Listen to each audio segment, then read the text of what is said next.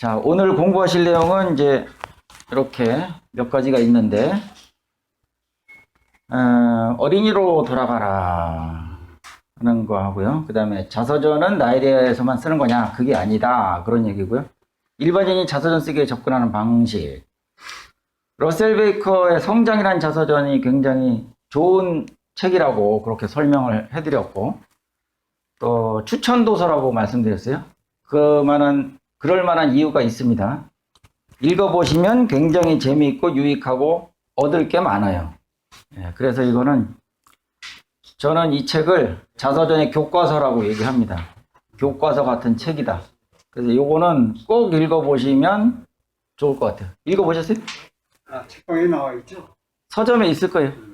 근데 없을 수도 있습니다. 절판됐으면 살 수 없어요. 번역된 건가요? 예, 그렇죠. 예. 근데 책 제목이 뭐예요? 성장. 요게 제목이에요. 성장. 예, 러셀 베이커라는 사람이 쓴 거예요.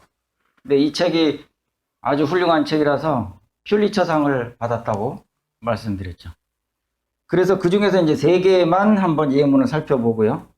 그 다음에 이제 동사원형, 요거는 문법에 관한 이야기입니다. 글쓰기, 그 다음에 초보자가 먼저 배울 거. 요것도 문법. 마크 트웨인 자서전까지 오늘 다 할 수 있을래나 모르겠는데 일단 해보겠습니다. 자, 어린이로 돌아가라. 요 제목은 제가 그냥 임의로 붙여놓은 제목이고요. 왜 이런 얘기를 했냐면 여기를 읽어보면 어린 시절의 추억이 참 아름답다. 그런 거를 느낄 수가 있어요. 자, 이 사람이 1925년생인가? 1925년. 예, 25년생이에요. 그래서 어린 시절을 대공황기 때 보냈어요. 미국의 대공황기가 1930년대잖아요. 그래서 그 대공황기를 보내다 보니까 얘는 어려서 잘 몰랐지만 어머니, 아버지 세대들은 굉장히 어려운 시절을 보냈겠죠. 예, 그런 시대적인 배경이 있습니다. 자, 근데 이제 오바마가 아니고 어린 러셀 베이커의 눈에는 이 세상이 어떻게 보였는지 그거를 설명하고 있는데 아주 인상적이에요. 로베츠빌의 너머로 내 세계의 끝자락은 브런즈빅에 있었다. 나는 아버지의 손을 잡고 처음으로 낙원을 거닐어 보았다. 브런즈빅을 방문하면서 나는 삶의 무한한 가능성과 경이로움에 눈을 떴다.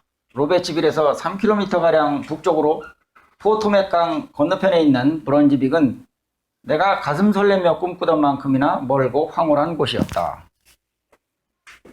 기적소리가 요란하게 포토맥 계곡을 따라 울려 퍼지고 석탄을 떼면서 나오는 연기가 희뿌옇게 내려앉은 그 도시는 나를 온통 흥분시키고도 남음이 있었다. 자, 짧은 문장인데 여기서부터 여기까지 이렇게 읽어보니까 어떤 느낌이 드세요? 이 문장 안에서? 예, 그렇죠. 그런 것들이 다 들어있죠. 예, 본인의 어린 시절에 대해서 지금 회상하고 있는 건데, 그러니까 이게 어른의 눈으로 보는 게 아니라 아이의 눈으로 본다고 생각하고 이 글을 읽어보시면 조금 공감이 될 거예요. 그러니까 여러분도 지금은 어른이 됐지만 어린아이 시절이 있었잖아요. 그 어린아이 시절에 내가 어떻게 생각했는지 그 생각과 또 러셀 베이커의 생각을 한번 겹쳐서 생각해 보시면 나도 그랬었지 그런 생각이 좀 드실 수도 있는데 여기 보니까 아주 인상적인 단어가 나와요. 낙원. 낙원 좋잖아요. 낙원보다 더 좋은 게 어디 있어요? 파라다이스, 천국, 그 다음에 불교에서는 극락 여러 표현을 쓰죠. 무릉도원 뭐 그런 표현까지 쓰죠. 자, 그러니까 아버지 손을 잡고 이 어린 러셀 베이커가 이렇게 자기가 사는 로베츠빌, 브런즈빅 여기를 이렇게 걷고 있는데 그 어린이의 눈에는 이 세상이 참 낙원처럼 보였다. 그런 뜻이죠. 이거는 모든 사람들이 다 로망처럼 갖고 있는 거 아니겠어요? 이런 꿈 같은 행복한 시간, 행복한 공간 이런 걸 한번 맛보고 싶다. 근데 가만히 생각해 보면 여러분도 어린 시절에는 아마 이런 생각들을 하셨을 것 같아요. 물론 이제 물어보면 여러 가지 대답이 나옵니다. 어린 시절에 어떠셨어요? 어린 시절 기억을 한번 떠올려 보세요. 그러면 두 가지로 나뉘죠. 어떤 분은 아주 행복했다. 그리고 또 어떤 분은 기억하기도 싫다. 괴로웠다. 불행했다. 이런 분들이 있어요. 그건 이제 개인차가 다 있는 것인데,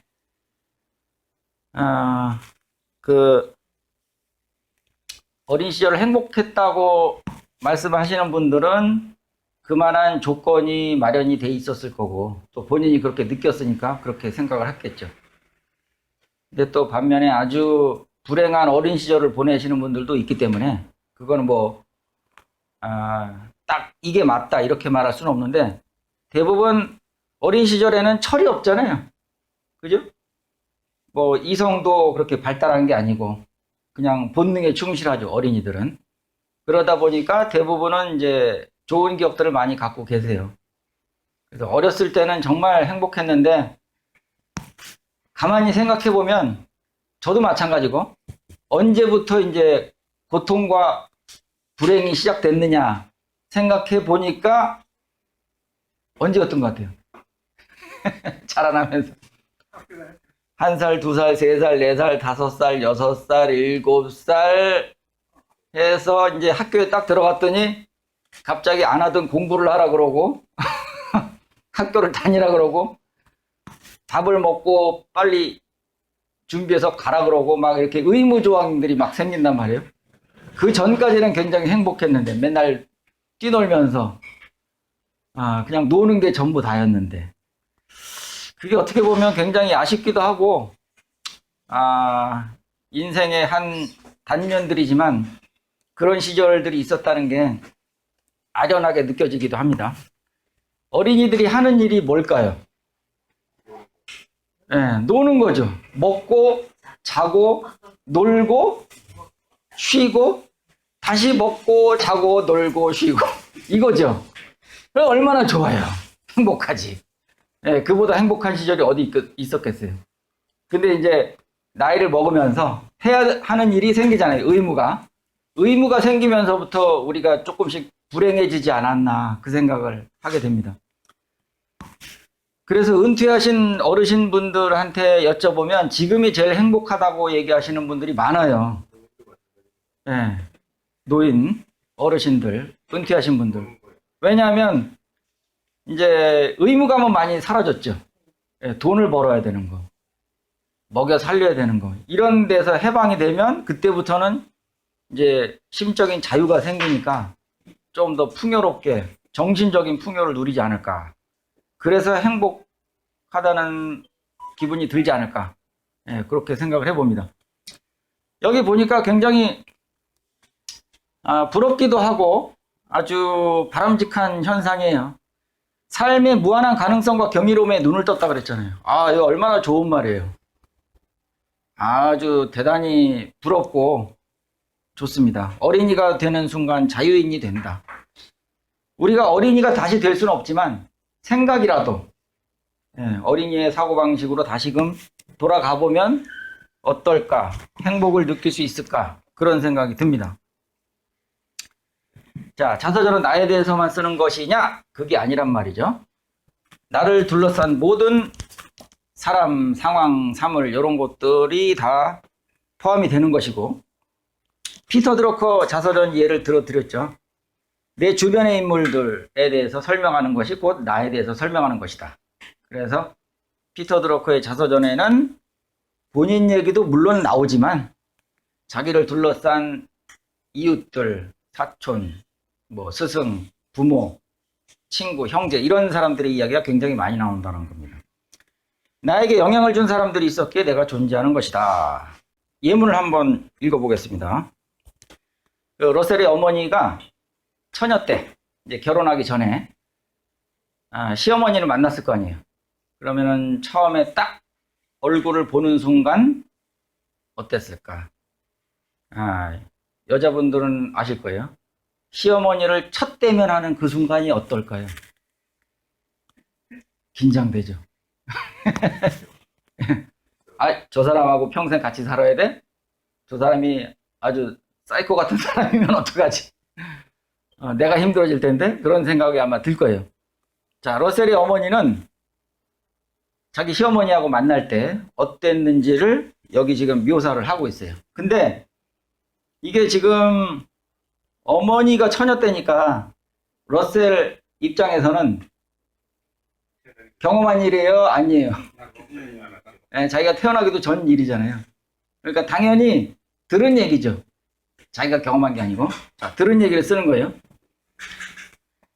쇼를 두르고 있는 어깨는 딱 벌어져 있었고 커다란 손은 굵게 마디져 있었다. 30명분 식사에서부터 애보기, 한여름에 1년 먹을 야채를 통조림으로 만들어 놓기, 그리고 돼지 한 마리 잡는 일 정도는 거뜬히 해치울 것 같은 손이었다. 이건 지금 그 시어머니, 러셀의 할머니 얘기를 하고 있는 거예요. 실제로 할머니께서는 그런 일들을 어머니가 태어나기도 전부터 숱하게 해오신 터였다. 본인 모자 아래로 보이는 할머니의 긴 턱은 전투적으로 보였고 머리칼은 은백색을 띠고 있었다. 철퇴안경 너머로 응시하는 매서운 눈매는 재미라고는 눈꽃만큼도 없어 보였다. 어머니의 눈에는 명령을 내리는 데 익숙한 인물의 위압적인 풍모만 보일 뿐이었다. 자, 여기서 우리가 배울 게 굉장히 많을 것 같아요. 첫째, 표현 자체가 보통 사람이 글 쓰는 그런 스타일이 아니죠. 글 쓰는 스타일 자체가 다르죠. 예, 뭐가 달라도 달라요. 품격이 느껴지지 않으세요? 그래도 품격이 있다 그런 거예요. 자, 이 사람은 기자로 오랫동안 생활한 사람이기 때문에 글쓰기에는 아주 천재적인 재능을 갖고 있겠죠. 그러니까 일반인들이 쓰는 거하고는 차원이 달라요. 읽어보면 이야, 참 글을 엄청 맛깔나게 쓰는구나. 아, 똑같은 말을 써도 어떻게 저렇게 재미있게 음식으로 표현하면 맛있게 쓸 수 있을까? 그런 생각을 하게 되면서 이걸 읽어보는 거예요. 근데 이제 세부적인 내용을 살펴보니까 뭐냐면 이 시어머니를 만났는데 첫인상이 뭐냐? 긴 턱이 보였는데 아주 전투적으로 보였다. 주걱턱. 이렇게 앞으로 나온 턱이었는데 그걸 딱 보는 순간 기가 죽었겠죠. 전투적으로 보였다는 거예요.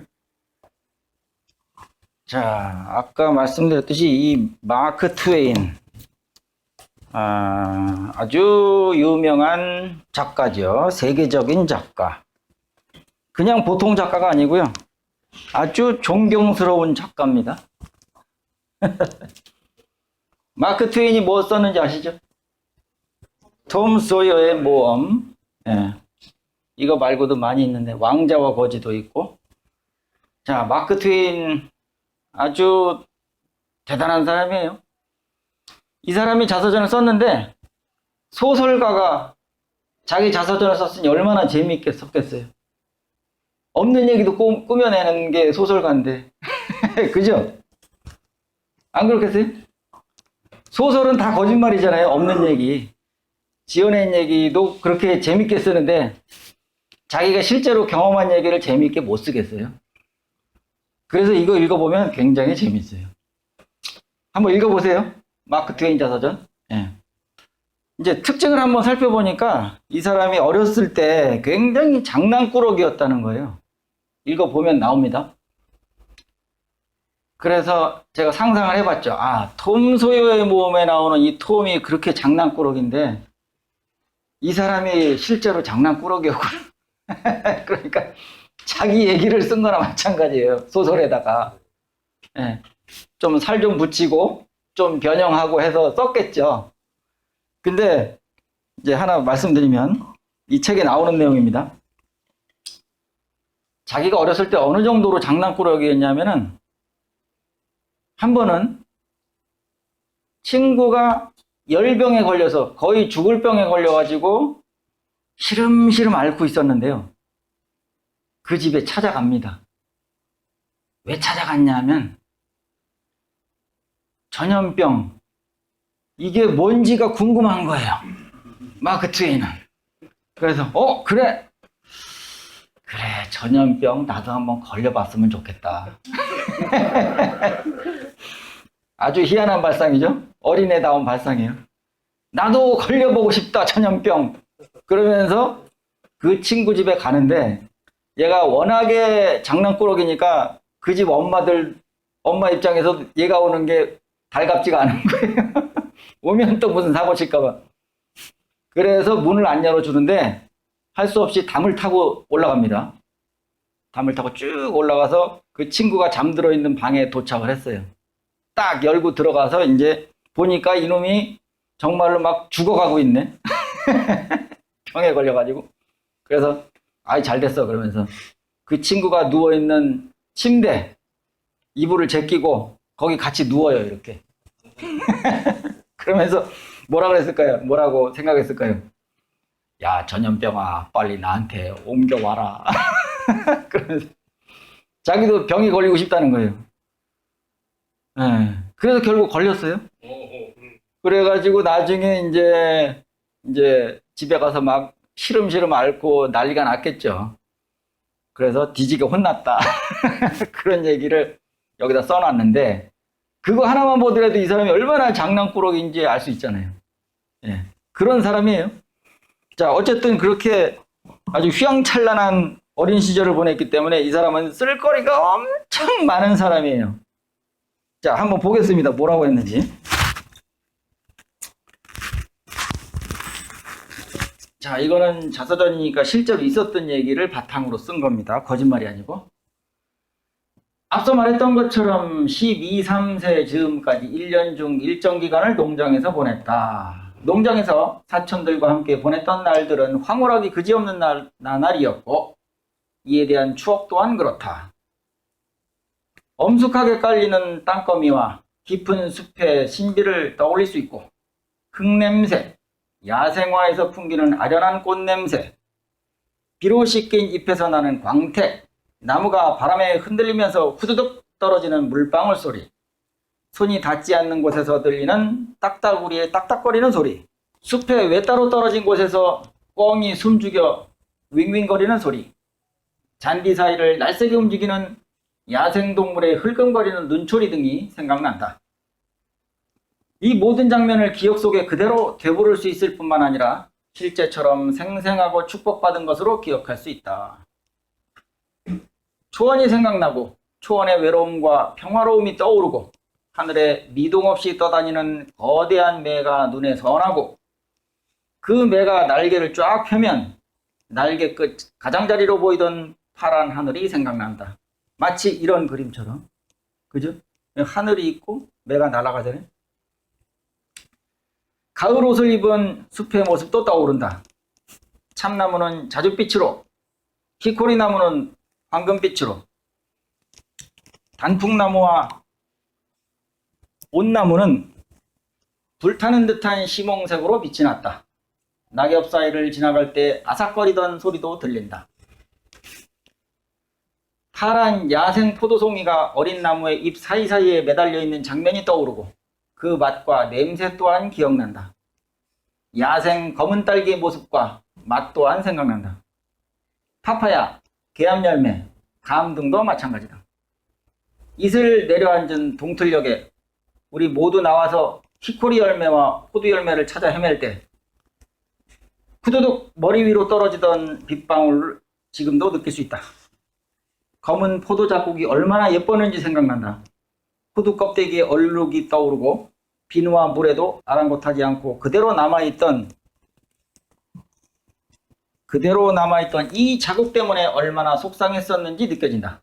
단풍나무 수액의 맛이 생각나고 언제 수액을 채취해야 하는지, 홈통과 수액이 내려가는 관을 어떻게 배열해야 하는지, 주스를 어떻게 졸이는지, 주스를 만들고 난 다음에는 설탕을 어떻게 걸러내는지, 이렇게 걸러낸 설탕이 보통 방법을 사용해서 추출한 설탕보다 맛이 더 좋은 이유는 무엇인지 모두 기억난다. 덩굴 사이로 오동통하게 살오른 수박이 햇빛을 받을 때의 모습이 떠오른다. 두드려보지 않아도 수박이 언제 익었는지 알 수 있었다. 침대 및 찬 물통에 담가놓고 시원해지기를 기다리면서 바라보던 수박 때문에 얼마나 입맛을 다셨는지 집과 부엌 사이에 천정이 가려진 곳 테이블에 놓인 수박의 모양이 어떠했는지 생각나고 수박을 맛보기 위해 모여들어 분침을 꿀꺽꿀꺽 삼키던 아이들의 모습이 떠오른다. 수박 끝으로 칼이 들어갔을 때 쩍 하고 갈라지던 소리가 아직도 생생하고 반대편 끝까지 칼날이 들어가서 수박을 가를 때면 두 동강 난 수박이 칼날 아래 뚝 떨어지던 장면도 기억난다. 수박은 탐스러운 붉은 살과 검은 씨를 드러내면서 선택받은 사람을 위한 완벽한 자태를 자랑했다. 기다란 수박 조각 뒤에 가려진 아이의 모습과 그때의 아이의 기분을 느낄 수 있다. 나도 그곳에 있었기 때문이다. 자, 여기까지 읽어봤어요. 어떤가요? 시적인 표현. 묘사가 아주 뛰어나죠. 소설가들은 그걸 잘해야 돼요. 그게 아주 주특기입니다. 묘사를 잘한다는 거. 또 특징이 뭐가 있을까요?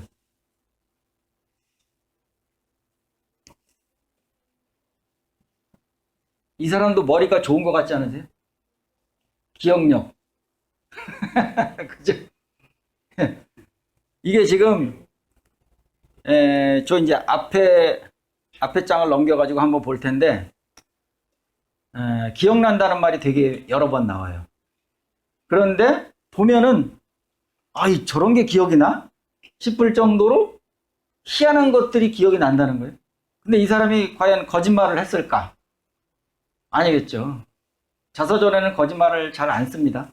웬만하면 무슨 특별한 목적이 있지 않는 이상 거짓말해서 뭐 하겠어요. 그게 무슨 도움이 되겠다고. 그냥 있는 대로 쓰는 건데 기억이 이렇게 잘 난다는 것은 그만큼 이 사람의 뇌리에 아주 깊이 각인된 게 아닌가 그런 생각이 들어요. 특히 이 사람이 굉장히 장난꾸러기라는 말씀을 드렸잖아요. 그러다 보니까 애들하고 어렸을 때 놀던 그 장면이 아주 그냥 흐릿한 게 아니고 선명하게 머릿속에 그냥 남아있는 거예요. 그러니까 저렇게 디테일한 거를 묘사할 수가 있구나 그런 생각이 들었습니다. 자, 앞으로 넘어가서 다시 한번 볼게요. 좀 분석을 해볼 필요는 있을 것 같아요. 자, 여기서 보면은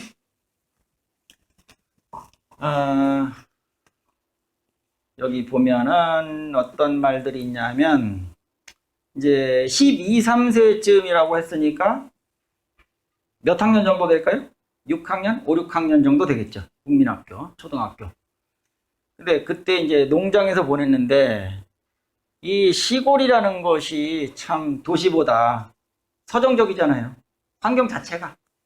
그렇죠?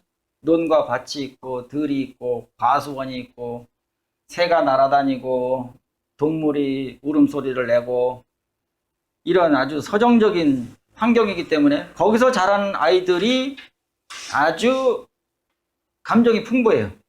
보통 시인들 보면 도시 출신은 별로 없죠. 시골 출신이 많잖아요.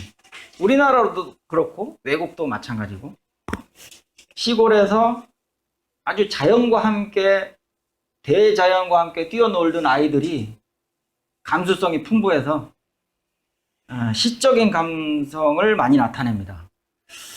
이 사람도 그랬던 것 같은데 보니까 여기 이제 서정적인 단어들이 있어요. 어떤 단어들을 사용했는지 한번 볼게요. 땅거미, 숲, 흙냄새, 야생화, 꽃냄새, 광택, 나무, 바람, 전부 다 자연이죠. 물방울 소리, 이 물방울도 그냥 물방울이 아니라 떨어지는 소리, 물방울의 소리, 이 자연의 소리. 그 다음에 딱따구리가 딱딱딱딱딱딱 하는 거, 이런 소리. 이거 완전 자연의 소리죠. 이런 걸 듣고 자랐으니 얼마나 감성이 풍부하겠어요. 자, 또 꿩, 야생동물, 눈초리도 생각이 난다. 여기 이제 생각난다는 말이 계속 반복이 돼요. 또 뭐가 있냐면 초원이 생각나고, 초원의 외로움과 평화로움. 요거는 감정인데 요런 것까지도 떠오른다. 그냥 초원 자체만 생각이 나는 게 아니고, 그 다음에 매가 이렇게 날아다니는데 그 장면, 파란 하늘도 생각이 나는데요. 네, 그 어린 마크 트웨인의 눈에 비쳤던 그 파란 하늘 어땠을까 상상이 되는데, 그 다음에 가을 옷을 입은 숲의 모습. 숲에 이제 가을이 찾아오면 조금 모습이 달라지잖아요, 계절마다. 또 참나무, 히코리나무, 예, 나무 이름도 많이 나와요. 단풍나무. 그 다음에 또 열매 이름도 나오죠. 여기 온나무, 또 아삭거리던 소리, 자연의 소리. 그 다음에 포도송이, 맛과 냄새. 여기도 기억난다는 말이 나왔죠. 검은 딸기의 모습, 맛, 딸기의 모습도 생각이 나고 딸기의 맛도 생각이 난다. 파파야, 개암열매, 감, 다 자연이잖아요, 자연. 또 히코리 열매, 호두 열매, 빗방울도 느낄 수가 있다. 머리 위로 떨어지던 빗방울. 그 다음에 포도 자국, 호두 껍데기.